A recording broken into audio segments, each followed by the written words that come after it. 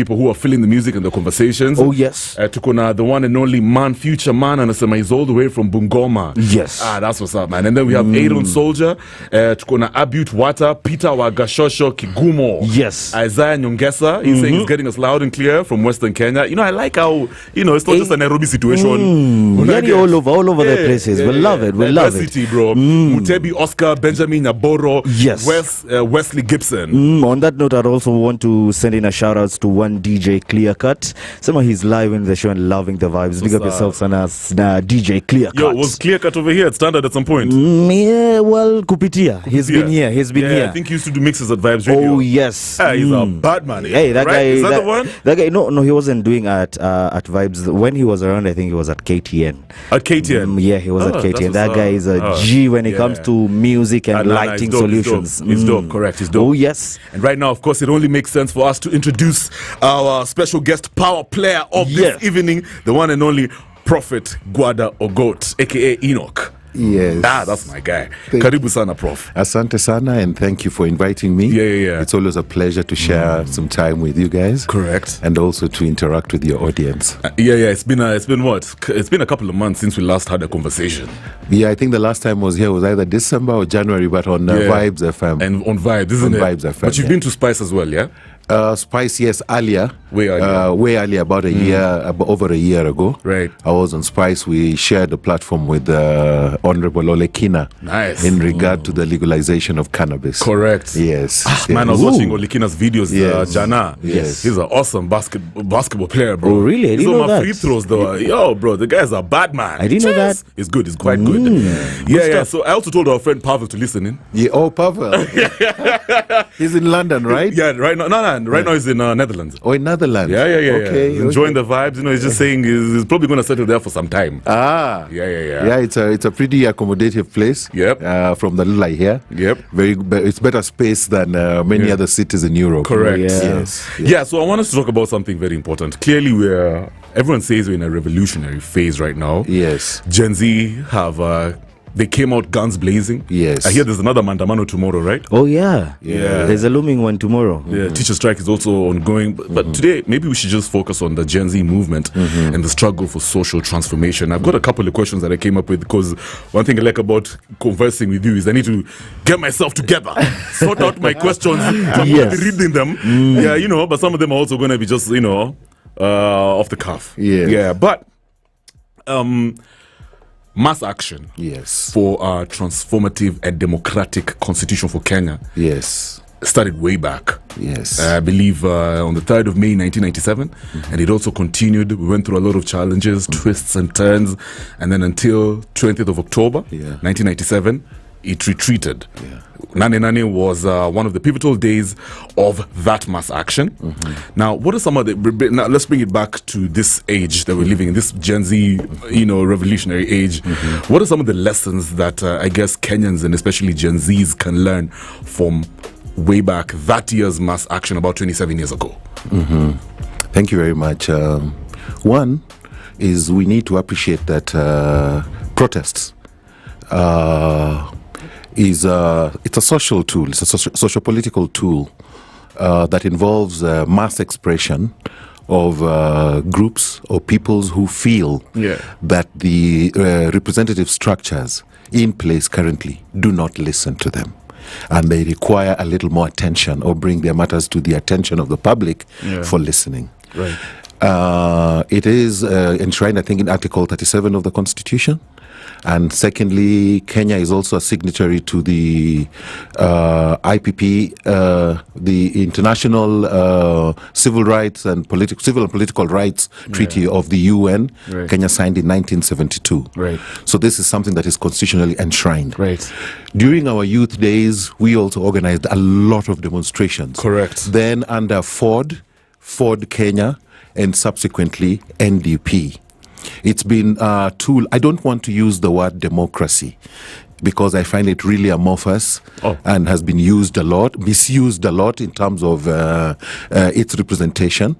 Especially here in Kenya. Yeah, it probably doesn't fit or doesn't describe the ideal of what we pursue or what we require as a nation. It probably is the only antidote that has been put on the table that, or the identity for what we want that has been put on the table, but is probably not the best classification, because it is while it is presented as an ideal, it has not really worked as an ideal. It has failed in that regard, and I think it is time that we started reconstructing what we believe to be the nucleus or the substance of that would characterize the new Kenya, or the ideal Kenya that we all seek. We need to define something for ourselves. All these identities that we talk about, be it democracy, and even Gen Z, Gen Alpha, all these what you'd call classifications of generations. They're primarily based on American history, American milestones. While in essence we too have our own, all we have not done is probably consolidated them and marketed them across the world. Because our circumstance, while the Gen Zs, while the American classifications like Gen Zs, Gen Alphas, Boomers and all, they're probably tied into things like the war in the American war in Korea. They are tied to the American experience. But I believe that there is the Kenyan experience. I also believe that there is the African experience that determines the way we relate to each other and the way we relate to others. That experience is what defines a generation. A common experience around a common place and common ideals. That's what defines a generation. What we experience together. That drives us. I mean, even if we look at generations that had gone past us before, we'd find that there are certain things that the older generations could do that we couldn't do. I mean, when you look at it, feels like sports. A few years back, we had the Chafua team, the boxing team, the hit squad that beat everybody to pulp. And then suddenly that went. We've had generations of hockey players, the Akatsas, the Alubahas, the Gilbert Ogolas, the Roy Odhiers. Those were the Parmina Saini Kakes. All these players, Michael Omondi, all these players were global players who would be selected to the World 11. We don't have them anymore. So there's a lot that has changed. A lot has changed, and when we are trying to find national solutions to national problems, we need to be very clear about what kind of hallmarks we are using to determine that path. We might end up chasing a cloud of a foreign concept that sounds very beautiful without actually realizing that we need the eggs that we eat are hatched by the chicken in the home, not the chicken in the bush. That's amazing. Yes. That's really amazing. And, I'm reminded of the coming together of political parties under the IPPG. The Interparliamentary Parties Group. As yet another, form of a handshake, I guess. And ever since that time, we've seen handshakes happening. Case in point, the recent one now between, this alliance between the broad-based government. And Raila. I feel like the intention has always been to subvert mass action, mass movements, isn't it? Right? So what exactly does this alliance between Ruto and Raila mean for the younger Kenyans who are out there, as I guess protesting, needing good governance? So what does this alliance mean? One, when you speak, if you start from the perspective of handshakes, and that comes in, one of the key credos of political leadership is unity. Bring people together. You remember Moi consistently mentioned mukae hivyo hivyo, tuungane, peace, love and unity. Ndio tuwe na amani. And that's one of the driving calls of leadership, is that you must try to bring as many people together in a functioning system as one. That is what forms a nation. And even if we are talking about building a political party, the reason why we build political parties is to give people a semblance of the organization and the skills therein that can govern the country in its most effective and profitable manner. That goes without saying. That's why people come together. Now, had this been a very new concept, and particularly when you look at handshakes, when I'm talking about this, I mean handshakes. In Kenyan politics, it is probably the fourth handshake we are witnessing, involving the same individual on one end and different parties in power on another end. Yes. Now, there are several questions that arise out of this. One, it is clear that it is a political strategy. Of probably a candidate who realized that he could not win the presidency outright, but would always mobilize and then create a crisis, create anarchy, and then mobilize, emotionally mobilize people, and people come together. It's been done 4 times. And it's clearly a workable strategy. It's a workable strategy for him at this level. So I don't want to look at it as something new. I want to look at it as a strategy that has reached an end. And that one that we're in a position where we must begin to ask ourselves certain fundamental questions. I agree. The first one is the system that we have, the dichotomous system of an opposition versus government that we have today. Is it the ideal system for Africa? Number one. And specifically for Kenya. Back to basics. Why do I say this? The divide of the Western world is basically a two light function, where there is landowners or money owners versus workers. So you'll find clearly 2 distinctions between you'll find Labour and Conservative Party, or you will find Republicans and Democrats, and the social contours are mainly there is the landowners and the industry owners and the business owners, and then the workers. But that is a little different from the way our societies are constructed. Ours require a much deeper and much more embracive approach to bring out the best from us. Why? One, we essentially as a nation of Kenya must identify who we are within the global context of things. In my understanding of things, Kenya is the root society from which everything arises. We are the land of the East, the point of sunrise. We are the land of, and I repeat that with a lot of emphasis. We reside in the East, and that is the point of sunrise. And the concepts that we are consistently using are all derived from the West, which is the point of sunset. So there must be a difference, or there must be a clash of perspectives at certain moments. Why? When we talk about divides, we have been told about the South, the North, we've been told about the Far East, but nobody has ever come up to exactly mention where we are. We are the people who live in the true East, the point of sunrise. The point of sunrise must of necessity be different because it is the seed. And the point of sunset and what we see after sunrise is the proliferation. So as the core seed, there are certain distinctions that our society or our contours must differ from those of the West. One, we are in many ways an ethnic commonwealth. In many ways. The variety we have here of ethnicities is quite different from what we have in the European countries and other cultures. It's very rich, so to speak. Very rich. We are able, one, when I go probably, today I could say I can speak, we have the advantage of having probably about maybe 60 to 70 languages. Though they each look distinct, it's really from a common composite, one big thing.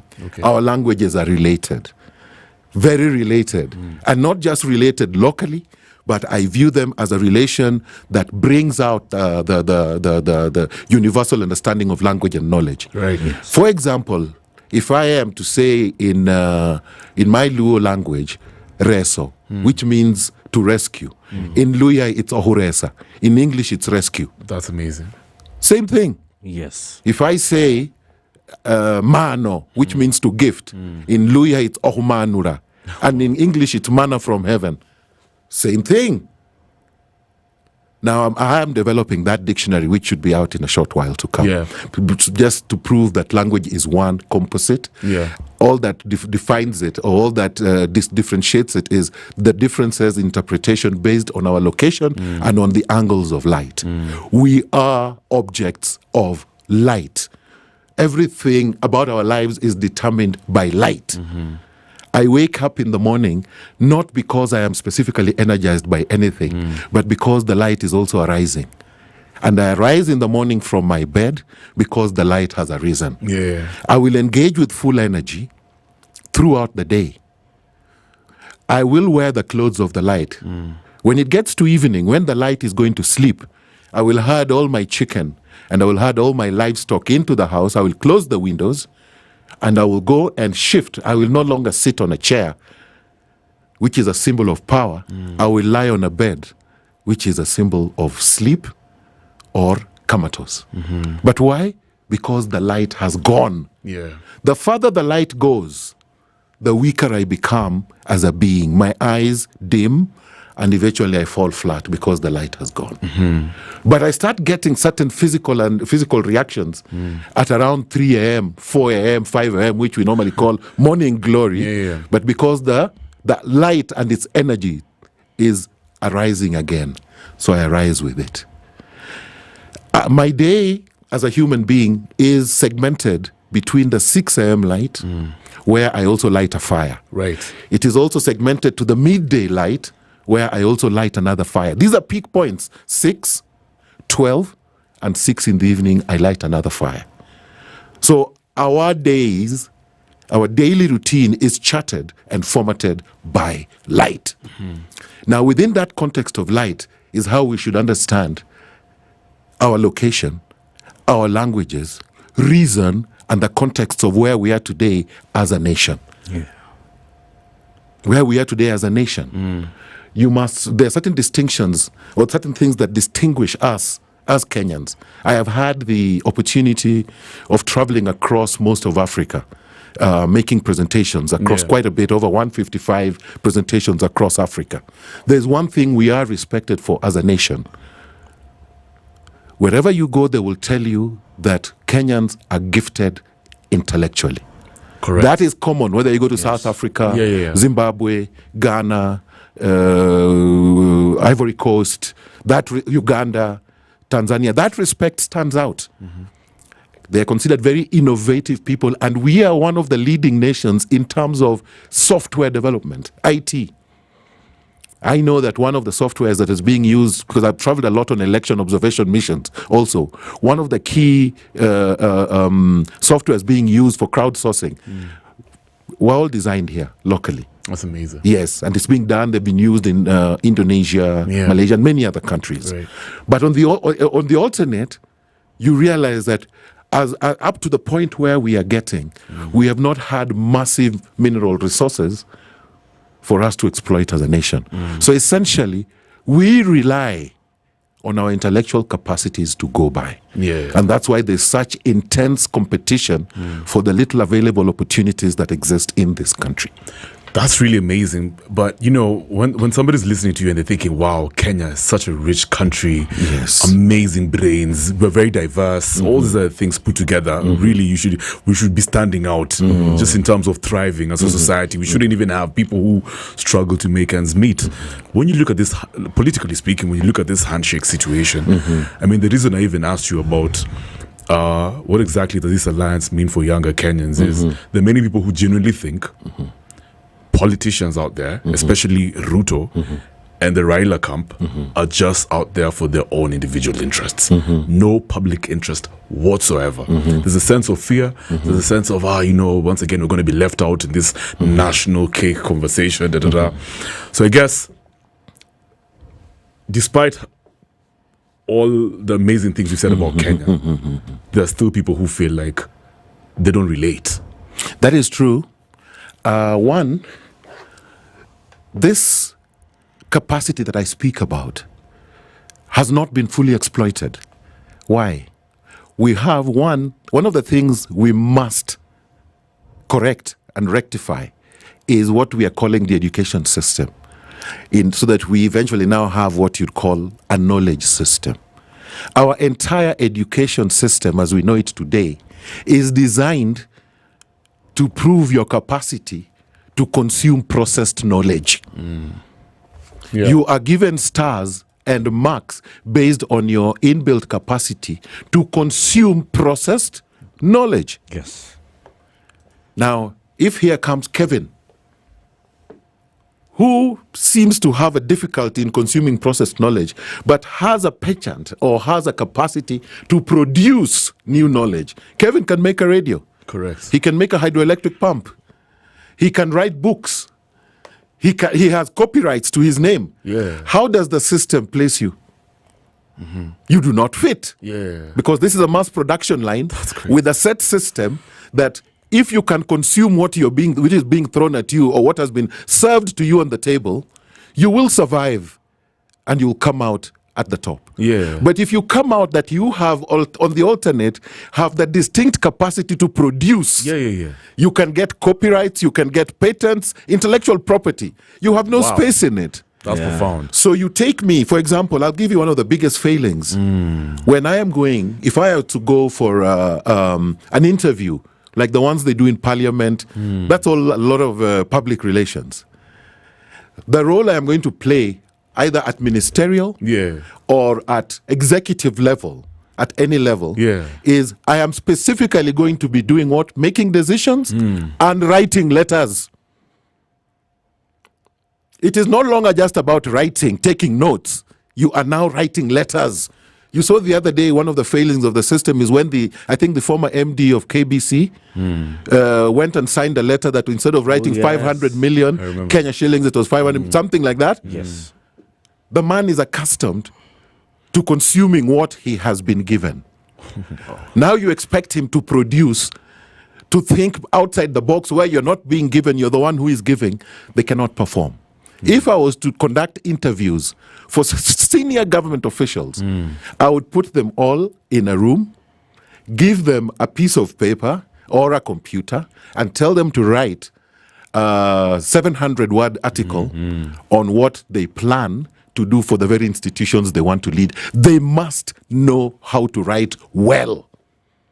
The biggest thing about leading institutions is specialized writing. You are now writing reports. You are now writing official business letters. You are writing working papers. It's specialized writing, not specialized speech, where I can go to Parliament, speak so well for 30 minutes, and then you tell me to write, and I cannot write ABCD properly. My diction is wrong. My comprehension is wrong. I cannot represent a company simply by what I speak. I must represent an institution by what I am able to write. And I am supposed to be held accountable to that institution. Correct. Based on what I wrote, what I presented as my written plan. This is an overview of what I intend to do if I am appointed to be the MD of this institution. So that if I don't do it, because that proves that I have an understanding of the role I am supposed to play in that institution. That's amazing. So essentially what you're telling us, if Kenyan youth were actually masons, if they had the ability to create their own world, products and services, we wouldn't even be here. We wouldn't be reliant on politicians. The problem is that's exactly what I'm saying. And I'm also saying that the biggest problem is what we call the education system. I go to school and you're just filling me. At no point do you actually put stress? Because if we are 50 in a class, all these 50 are learning the same thing. The only person who can come up with a difference is the person who has that innovative capacity, and that is the person who will create employment. All the nations of the world that are today considered powerhouses have one distinction. Go and look at their standing in the international intellectual property. They're standing of intellectual properties. How many patents do they have? How many copyrights do they have as a nation? I mean, look at it this way on the alternate. Every single individual is a resource. Every single individual must be viewed by the state as a resource. They have a contribution to make. The biggest problem or the biggest challenge is how do we tap these human resources that we have and direct them in a way that is going to elevate this nation to another level. That's amazing. I want to jump in there. back to this Gen Z conversation. Yes. You know, it's interesting. My auntie yesterday was telling me, Kevin, now it's Gen Zote. Yes. It's no longer just Gen Z. Gen Z. Yes. It's for all Kenyans. Yes. The Gen Z movement's purpose is to send home those who have been abusing the sovereign power delegated to them. Yes. That's one of the main, one of the key agendas, I guess. Mm-hmm. Now, how achievable is this if you look at the dynamics in our society today, where, you know, people vote in terms of tribe, and then, of course, there's massive poverty. And because of that, what politicians do is they give out handouts during campaigns that have become more prevalent in this day and age. So, is it a pipe dream when they say they want to send out all these politicians? I mean, how do they go about this? And what does alternative leadership look like that is key for our country? If we're going to take it to that place where now, you know, things are working, systems are working, we're producing more masons, people are creating worlds, products, just the way you're talking. Yeah. I think there's one thing, one of the effects of the Gen Z revolution or protests is that they opened up the political space in this country such that in 2027, anyone, and I wish to underline that and lay stress on that, anyone can become president in 2027. That's one of the things they did. Two, the values they pushed ahead is tribeless. It's an ideal. We all are part of an ethnicity. Tribelessness is probably an ideal that they were presenting against a situation where where it is believed, or where it seems that when you're in power, your tribe is in power, and you serve your tribesmen more than the others because you believe they will part you and speak your language for you. Correct. Which is completely backward, because what you're looking for as a leader is the best brains, the most effective minds, not the most loyal minds, the most effective brains in a country that are able to transform sectors. Not the routine thinking, not the convention. And one of the biggest signs that we are in a complete mess is when you see our universities complaining that they cannot function without funding. Because it is our belief that the university is the location of some of the best minds in the country. Now, if the best minds in the country cannot get themselves out of the holes, the academic holes that they're sunk in, they cannot produce any knowledge, they cannot produce any patents, they have no copyrights to their names. All they have are papers that have tested their capacity to consume what was presented to them, then you see we have a problem. And that's why I'm saying the first place to start in terms of reforming the nation is we must get the education or the academic system correct. And in that system, it needs to be binary, because we live, our earth is really a system that operates on two fronts. The sun and the moon. Light and darkness, man and woman, good and bad, that dichotomy. So if we have one stream that focuses on knowledge consumers, gives them whatever degrees they want to have, but you know that is a knowledge consumer. He has nothing to his name except the degree. Then you have the knowledge producer. He has patents, he has created a new thing, he has copyrights. That is the tip of the spear that the education system should be looking for. Because a patent has monetary value, direct commercial value. It can be sold, or it can create something that can be sold around the world and can create jobs. That's what we are looking at. We are not looking at what you would call, what do you call them? Academic adornments that cannot service the nation. It's one thing to have a plastic syringe on the wall that can't inject the patient. Yes, you can have a plastic syringe, 1,000 of them, but we're looking for that syringe that can inject the patient and transmit medicine into his system. We need a complete overhaul of what we are calling all these messes that are appearing in the education today. When you look at the sector that is suffering the most and that is iconic of the suffering of the nation, is the education sector, personified by the teachers. Everybody is giving teachers new rules. Right now we have how many curriculums or syllabus across the country? We have NEC, We have SIDAC. We have Kenyan something. Every institution has its own system. The people who are being forced to change within this system are the people in the teaching profession. Now, if the teaching profession is uncomfortable, then the schools are uncomfortable. And secondly, the biggest mass of skilled labor in this country is the teachers. They have the biggest numbers. As I saw one teacher say today, teachers are not copycats. They don't plagiarize because they are people who are looking for gems amongst their students. And what is the first thing that you need to do? And I'm talking about what I have written down, a completely new education system. And soon you'll be hearing, I have it completely written. That's amazing. Oh yeah? All done. All done.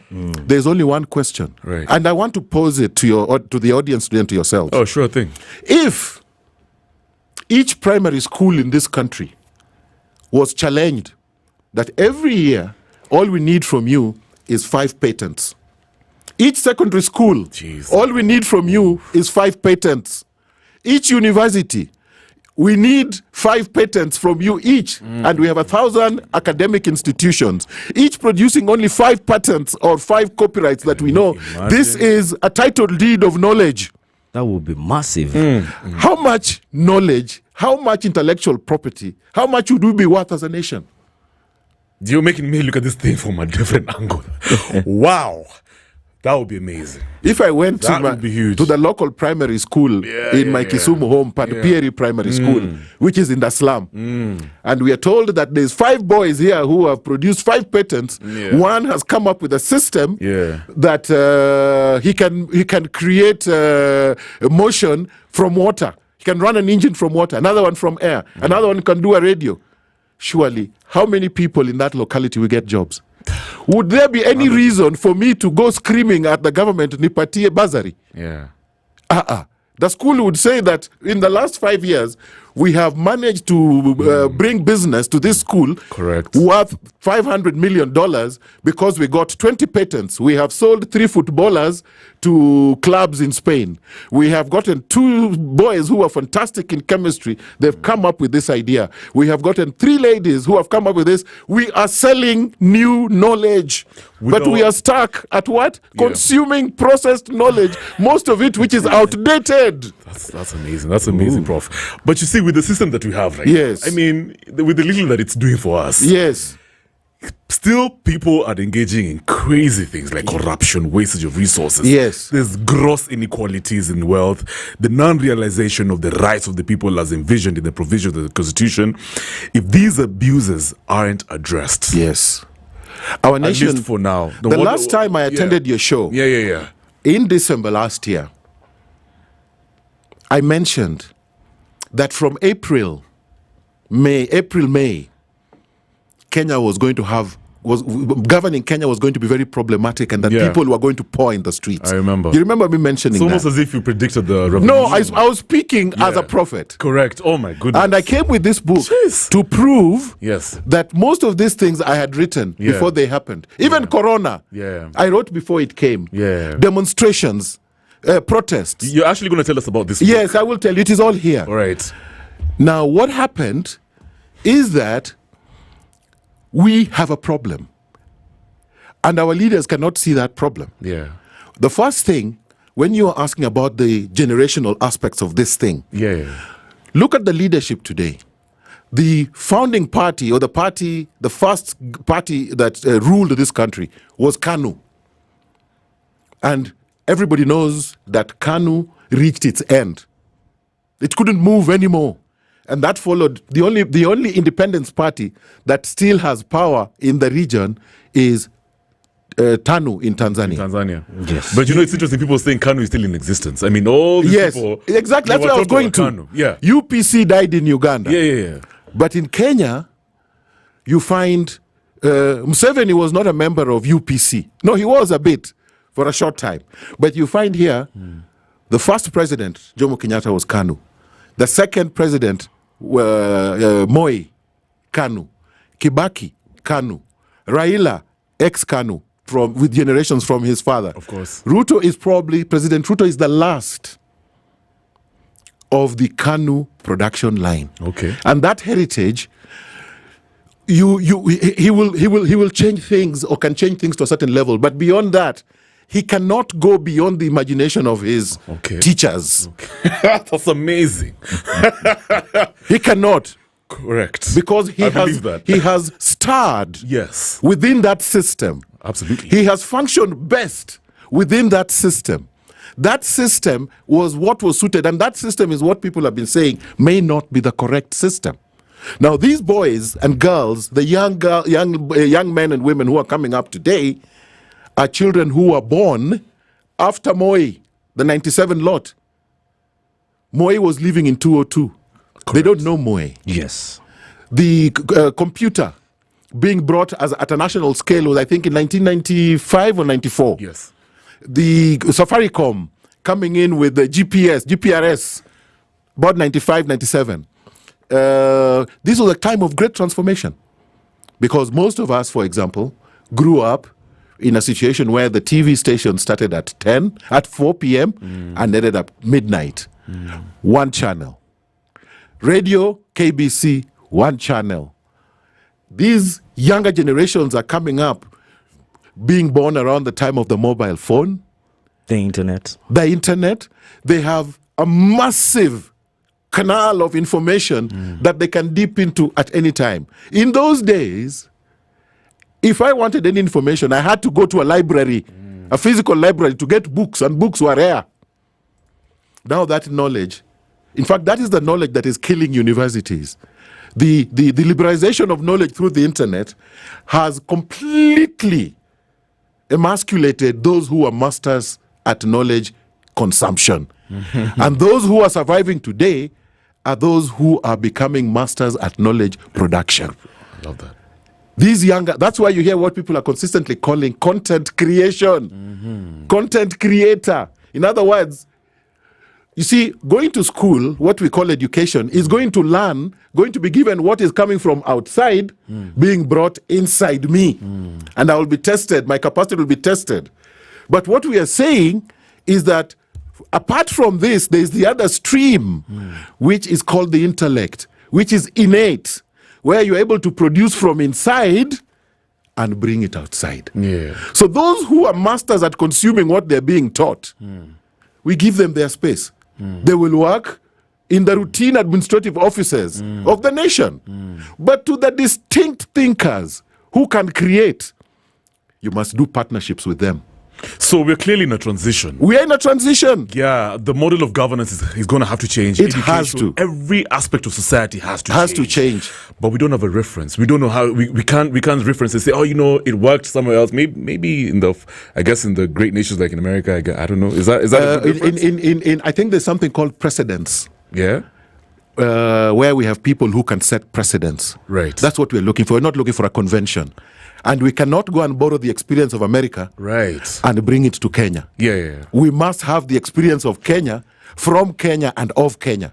Yeah. The American experience is a completely American system. That's why even when you tell me about classifications, I'll probably give you a different one. Yeah. So, but now how do we get it right? Then you said, so how, moving forward, I mean, who even leads these conversations? I mean, you're saying, because I was just telling you about all these ills, all these abuses in society. Moving forward now, what does the future look like then? We're going to have to get maybe... I mean, how do we start this conversation? I'll go back to the education system. Yeah. It still goes back. You mentioned something called corruption. Yeah. Knowledge is moralizing. Knowledge is light. Immorality and corruption is darkness. Now, if you get people to start thinking, for example, how do you resolve this issue of plagiarism across the country, whether it's in exams, copying exams, kuiba my papers? If we were looking at a system where you will be judged by what you can produce, surely it will not matter whether you see my paper. Yeah. You can't produce it. Ni yangu na wewe na yako. Correct. So once people have the distinction of producing each what is innate to them, there is no problem about somebody going to steal papers and taking them to a school and they all go and do the same exam and they all pass. No. It means that by the time I am finishing school, I have what I would call a project or what I would call a task that I have mastered, and I say that once I get to my fourth form, After that, I can self-employ. And then I tell you that the university system is the epitome of failure. Which other cadres of this society go to carry banners and say that I can't work? I need a job. Sympathy. Public sympathy. Oh, have you ever had secondary school leavers or primary school people or diploma holders going to scream on the road? Nah. Because of consumption. If you can go through a higher education learning for 3 or 4 years, and you still come out as incompetent and unable to provide for yourself, then how can you purport to want to lead a nation? That's amazing. And now these Gen Zs, many of them are creatives because circumstances have put them into that box where they must create. One, if you go to a job, if you go to seek for a job, if you apply, you will not get it. If you're from the wrong tribe, you will not get it. If you have no money to bribe, you will not get it. So the chances of you getting a job, whether you're a Gen Z or otherwise, is actually very, very limited. It has to be based on a social network, or you have to weni mtu anani. Hawa ni watu wanani wameletwa na nani, lazima wapewe kazi. Most of them exceedingly incompetent. Most of them relatives who have no obligation or no oomph to work for the institution because they know they are protected by their social or political godfather behind. But if the system is transformed where akili yako ndio kutoa nje wewe, unaanza mapema, you have to produce, will you need anybody to hold your hand? So let me ask you, bro, because I feel like this is such a deep conversation. Now, if you're going to look for system change, is a mandamano the way to go about it? Are there any gains from mandamano? Is desperation. Mandamano is just desperation.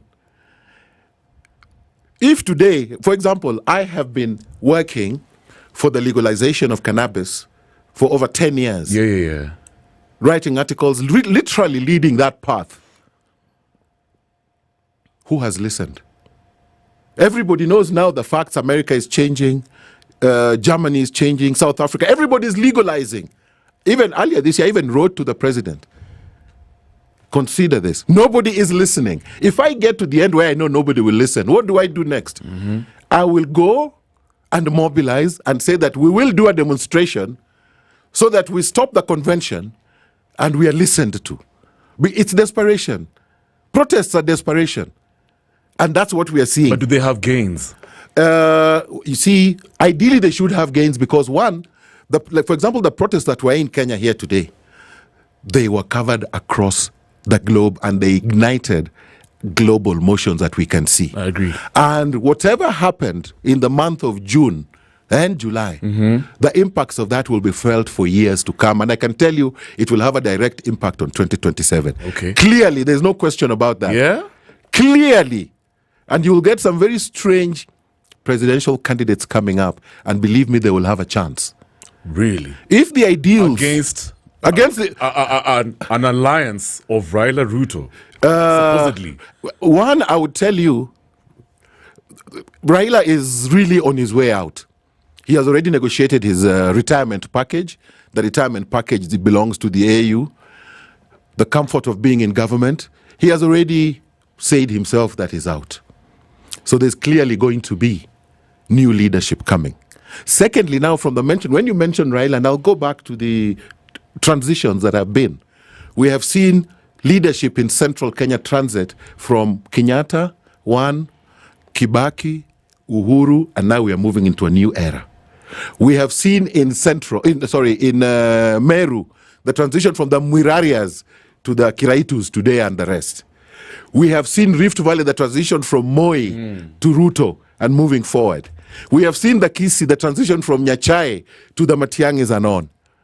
The only place where there has been no political transition is in Luo Nyanza. And believe me, it is coming with a wave that will shock everybody.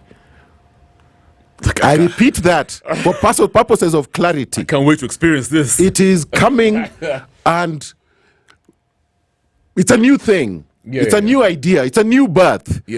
Because everybody, and I repeat, almost 99% of the Luos have contributed and sacrificed in the belief that Raila was taking people somewhere. All of them are many people have lost lives, jobs, opportunities, sacrificing for this. Now, once that change occurs, that will impact the nation. Everywhere else has changed except there. The transition from Kibaki to in Central, the transition has created 3 presidents. I mean, Kenyatta, Kibaki, Uhuru. 3. And a vice president. In Rift Valley, the transition from Moi to Ruto has 2 presidents. And this other region of ours, our hometown, nothing. None. Nothing. And it's exclusive. Yeah, man. It's exclusive. It's not for everybody. It's just for the people who believe in a certain credo. They run all the county funds. If you're outside of that system or outside of that party, you have no access to opportunities for jobs. Nothing. Whether your ideas are good or bad, you do not worship the ethnic demigod. You have no opportunity. It is going to change massively. All right. So the many guys, the many young Kenyans listening, quote unquote, the Gen Z. Yes. And I'm sure guys are strategizing, if at all the organizers are also listening. Yes. Of these maandamanos. Yes. What are the biggest weaknesses that you've observed? The biggest weaknesses? Yes. One is the social anatomy. There has to be, or human anatomy, there has to be a head. Any animal, any organic being, there has to be a head. The pen has a nib. The car has a driver with a steering wheel. Only one steering wheel in the car to give it direction. And the family has a head. That's amazing, yeah. Now, when you appear as headless, you cannot negotiate. Yeah. You cannot negotiate. That is probably the biggest weakness. There has to be a mouthpiece. If you come to standard newspapers, there is the MD who speaks. If there's any decision to be made, ongea na nani. That's the boss. That's the vision holder. That's the vision bearer. There has to be leadership for anything to work. You cannot be leaderless. That's the weakness. Yeah. But the points for which they stood, particularly corruption. Corruption. What do you mean corruption? I mean theft of government resources. Okay. I mean lack of access, equal access to opportunities for everybody. If today my tribesman was the president, maybe I would be even speaking a different language. I don't know. Absolutely. Because I have easy access to state lagees. We are getting people who have absolutely no intellectual substance being given heavy responsibilities to bear for the nation. Yeah. That require a little more depth than we know these people to have performed or to have the capacity, because we know them. Nobody, no tree, no fruit grows from without. Every fruit must grow from a tree. There's some people who are castigating this whole movement, quote unquote, because they're saying it isolates other Kenyans, especially older Kenyans. Is that true? It doesn't isolate. I think the frustration that arose from the Gen Z protests and revolution was based on a few factors. These children come from homes. You go home, your father is a teacher, because that's the biggest pool I talked about. When were teaching retirees given their lump sums? I think the lot from 97 hawajawapea mpaka sahi. Many are given kidogo kidogo. You come from a homestead where dad is crying. Mom is crying. They have given clean service to the government for 40 years. Yeah. They have taught many children. They have given their best. Hawajaiba. They worked hard. They've worked hard. Then when they finish their tour of duty, you deny them their dues. You deny them their dues. You kill them. That's and their children are listening and watching. Mom complaining. Mom complaining. Mom crying. And dying. Dad crying. What do I do, my child? Oh no. You want to go to the university? I don't have money. Sijapewa pesa yangu na gava. Watakuliza si uko nani? Si your nani's friend. That what we saw on the streets came from the houses. Oh, wow. The conditions, the explosion that we saw from the street came from the heat in the homes. That was where those bombs were triggered. What we saw on the street was what we are seeing. If we do not manage to solve the problems in the homes, it's going to occur again with more vicious. Wow. And I wrote about it. And I even said it, that it would be on your show. And I'm saying it again. Yeah. If the problems in the houses or in the homes, because that's where we all retire in the evening, if that place is not made comfortable for family, then don't expect a hurting family to be a loving family or to produce loving children in the streets. That's so profound, man. That's crazy. Let me ask you something, Prof. From the lessons of history. Yeah. I mean, governments, regimes that have killed children, youth who resist enslavement and the denial of values of humanity, they never succeed. Yeah. So, case in point, the youth-led Soweto uprising of 1976 against the brutality and inhumanity of the apartheid system. Yeah. Do you think this will be the same fate that will befall our government? Because you see, they've killed. A lot of people have died. Yeah. But Young Kenyans. Yes. But you also see that this particular, the last one, the Gen Z protests, it said that over 200 people died. Actually, 300. 300. Yes. But just a few months ago, January, February, there was the ODM-led demonstrations where 72 people died. Correct. And there are lists of about 100 or 78 examples of... I've been a youth leader. I know what I'm talking about. It didn't start yesterday. Those days, Kisauni, Rashid Mzee, there was deaths. All Saints Cathedral, deaths. There's just a trail of blood. This is just the latest manifestation of this trail of blood. And certain individuals have mastered the art of mobilizing communities through grief. Grief. The masteries of attending funerals.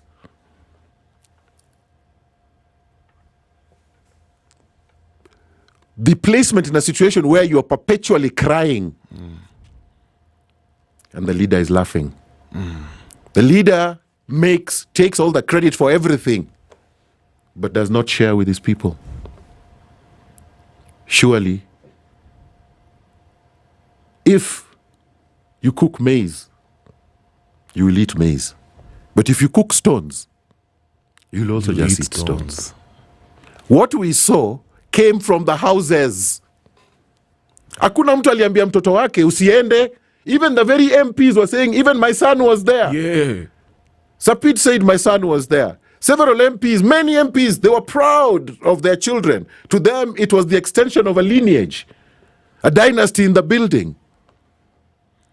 If you are an MP or a senior person in government and your child still went out, you should ask yourself a lot of questions. I have a daughter who also joined the Gen Z movement. She was afraid, but she went and joined and said, Dad, we are going. Yeah. They feel their personal pains. They feel the pains of their brothers and sisters. They feel the pains of their parents. And especially when they see that some of the most undeserving people are the ones who enjoy the benefits of our taxpayers' money. So sad. And a majority of them are kept outside of the mainstream. You cannot access opportunity. You cannot access anything. Why do you blame them for getting angry? Correct the system. Yeah. Stop the theft. Stop the pilferage. Stop the preferential treatment to your friends and to your relatives. So what are your thoughts about this broad-based government? The president really justified it and he said, it's a reflection of the country. We're going to sit down. We're in this together. That's what he was saying. But I was like, being in this together doesn't mean an ODM affair. I think if we're in this together, some of the people who are put into government, I can say with authority, they are not the best brains. Yeah, I was going to ask you that. They're not. Yeah. There is people who are sharp. There is not a single minister in government who has a patent or a copyright. Go and ask the Minister for Health where their children are treated. They are the ones who are supposed to create policy for public hospitals.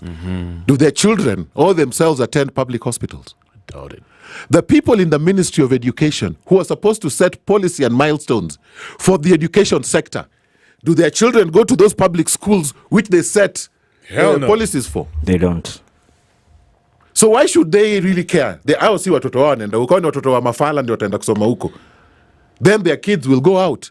Because those other people had leadership that had created effective systems that they would feel that my child can survive in this system well and forever.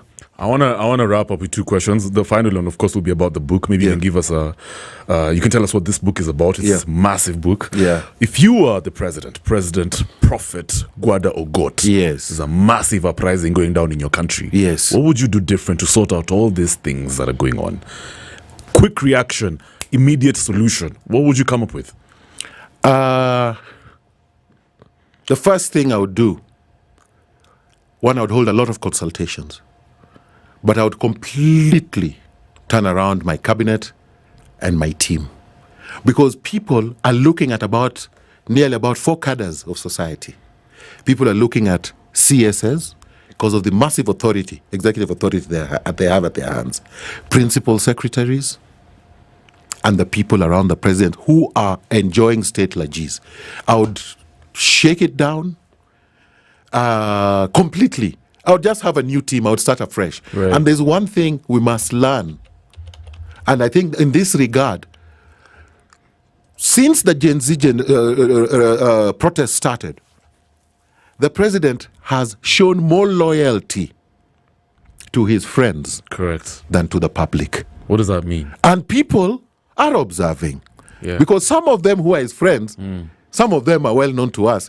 Some of them are completely incompetent. Oh, I mean, yes. Completely, we know them. 100%. I mean, we don't live in islands. Yeah, we know these things. Yeah, tunajua nani vile yuko pia. So sir, your loyalty out towards those guys is just about 2027. It's about 2027. He doesn't even care about G. Yes, and that's where the mistake is. Yeah. He, in this particular regard, should have at least given the people an impression that I will go with you. Exactly. You employed me. Yeah. You gave me a distinct opportunity to serve my country.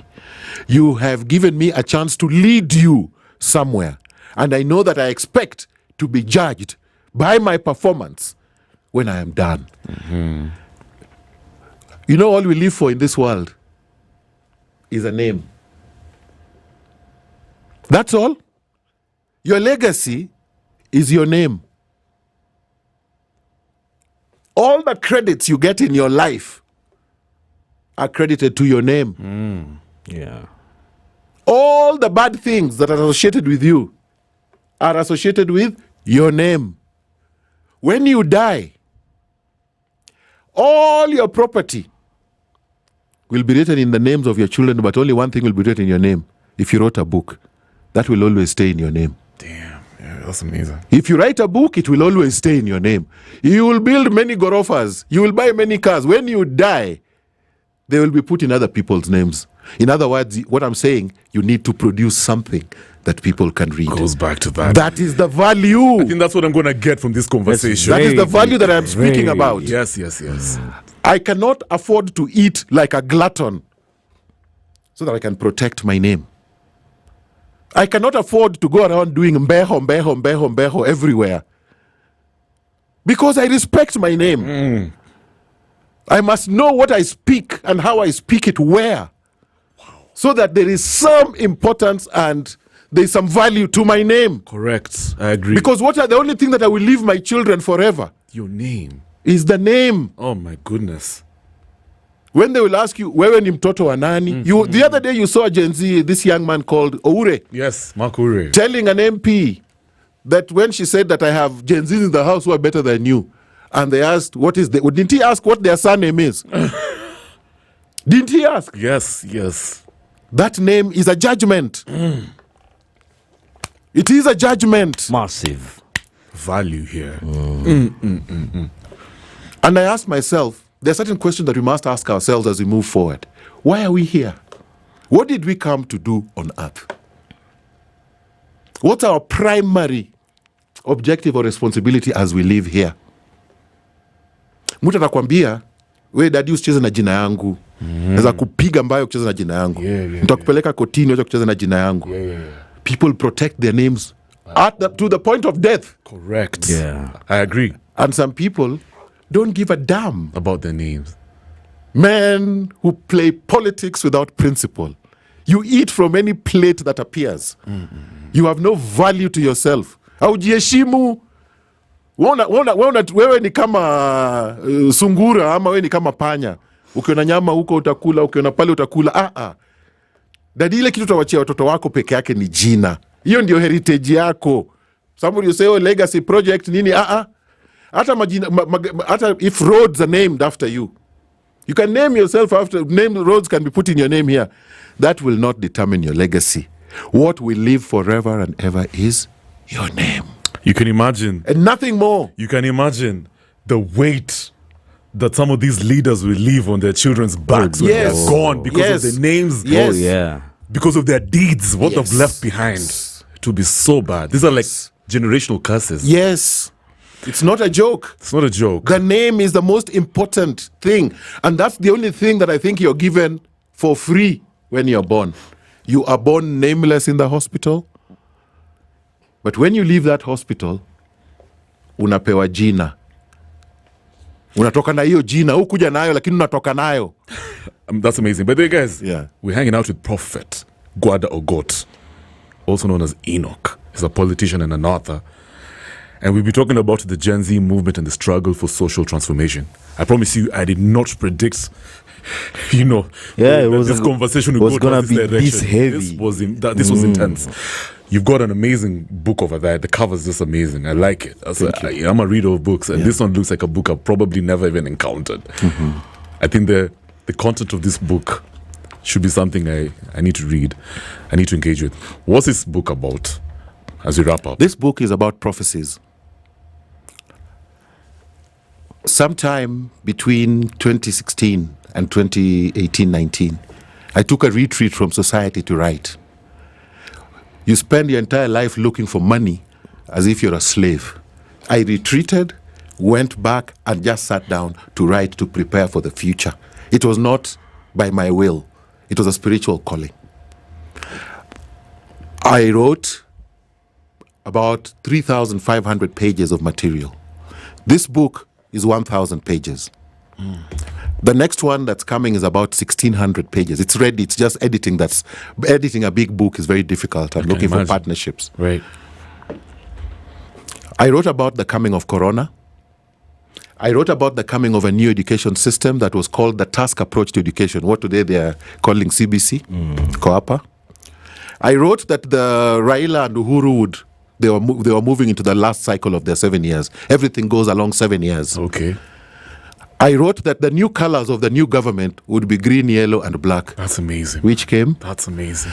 I wrote that there would be serious judicial reforms with a timeline to clearing all pending cases from here. I wrote that there would be a focus on what I called aqua economy. They are calling it today blue economy. A lot of the things that Uhuru did and some that are still happening in this government were written here. They are here. Including protests. And these things have a direct relation to light and heat. Many people do not know that from 2015 to date, we have been going through the hottest seasons on Earth. Since time immemorial. The hottest. Yeah. Now, heat is a natural factor in how we think and behave. Okay. When a chicken wants to hatch, what does it do? It goes and sits on its egg. Yeah, what is it giving that egg? Heat. That's amazing. So the revolutions, protests. I wrote about revolutions, protests, political assassinations, business meltdowns, grasshopper invasions, locust invasions would all happen within this season as a direct consequence of what today they're calling global warming. But this was something that was biblical and written, that it would be like that. Hell is fire. It burns you. And that God had lit a fire under the seats of all leadership. All of it is here. Just about everything you're seeing Which other one would I mention? The Office of Faith, when the government opened the Office of Faith. All those things are from here. Let me ask you, are we living in the age of catastrophes? We are actually living in the end times. A new time is coming. We're in the end times. Yeah. Yes. What does that mean? Are we going to be swept out? No. It means that there is, what we are discussing today is new thinking, new perspectives, new structures. It is a new time. The angles of light have changed. If you have been following the light in Kenya over the last 7 years and the direction of the sun, there has been a big transformation. Correct. So you can tell that with that transformation, when the angle of light shifts and the intensity of light also shifts, your behavior, your mannerisms, the manner of speech and everything changes. Even language is just based on heat. The hotter areas, people speak more rapidly. The colder areas, it's heavier. So light and heat and energy have a lot to do with how we behave. So should we be hopeful for, of course, when it comes to our future as Kenyans? A nation, when a woman wants to give birth, she undergoes a lot of physical discomfort and distress. But immediately, and then there's even sweat and blood. But immediately after that, it's a smile forever. My child. That's amazing. My baby. Have you eaten, my child? Umeoga, umeoshwa. So Gen Z shouldn't worry. There is no darkness forward. It's all brightness. I love that. It's all brightness and light. Where can we get this book? I'm sure Nuria Bookstore. Nuria Bookstore. Nuria. You know Nuria Bookstore? I don't know about that. There's a fellow at next to Nation Center who opened a bookstore. Oh, okay. The Somali guy. Oh, fantastic. Where most local authors are pushing their books through. And so far, it's done a good job for us. Good yes. stuff. Yeah. A lot of local authors, I give him a lot of credit for his incredibly new idea. That's amazing. That others can follow. It's a new idea. And those are the ideas that I would say a nation needs moving forward. 100%. The future is so bright, you're going to need goggles or shades to cool down. Woo, at least we can that chill. I can tell you. It is bright. And I want to say it's a blessing to have you here. Yes, Prophet. It is bright. Yes, thank you so much. Yes. I knew you were going to turn up, and I knew you were going to add value to our listeners. Yes. I'm sure they've benefited a lot. In case of any partnerships, somebody wants to have a conversation with you, maybe a project, anything like that, how can they reach out? They can go to my Facebook page, Enokra. They can go to my Twitter account, Enokra. Enokra. Yeah. That's my spiritual cognonym. I like that. You see, many people believe that our names, they don't understand that what they call Christian names, those are names that depict the relationship between you and your maker. Right. But the name that depicts your heritage, my names are Guada or God. My name is Guada or God. Those are my names for my heritage. Correct. If you hear those names, you'll know where I come from. Yes. But the name that I use to relate to my God, the Almighty, the God of light, the God of Abraham, Isaac, and Israel, Enoch. That is the spirit that runs through me. And Enoch is the prophet of writing. Okay. Enoch is the prophet of light, the great light. Yeah. Enoch is the prophet of knowledge. Right. That is why our entire focus in our mission is one, or rather two, light and knowledge, which are in many ways synonymous. Correct. Yes. Thank you so much. Yes. Wow. Yeah? Are you here? Mind blowing. What? Amazing stuff, man. Amazing. I love the comments. Gathima says, let it rain. Wanji Essie says, it's a great conversation. Ruto Zedekia was just, talking about the Gen Zs, and he says Gen Zs play a crucial role politically, socially, and economically. Majority of us are serious, and any leader must not take us lightly. I think it's a Gen Z as well. As we are reshaping this country, the influence of Kenya's youngest voters was first felt in 2022, and it will be felt more in the next elections, just like Prof was saying. We're channeling our passion, fears, our anger, and skills to transform this Kenya with or without the help of politicians. I love it. Kuza Trust says, great speaker. Yo, thank you so much, Prof. You can see they love it. They're aligned. I always say thank you to you at a personal level. Thank you so much. I say thank you to this institution. Yeah. They've done a great job for us in many ways. Yeah. And all I can say is the future It is a time of sunrise. And remember that Ra, Enoch Ra is the rising sun. Correct. And we're in a time of sunrise. Nothing can stop the sun from rising. Beautiful stuff. Nothing can stop the sun from rising. Hey, yo, now we need to get back into the music. Let's take a short break, a water break. And then we're still going to, CTI, cruise the internet. Yes. 1 or 2 stories, then of course we'll say peace. Good evening, guys. SpiceFM, Nyeri. Pure golden sound and good talk. 94.4 Spice.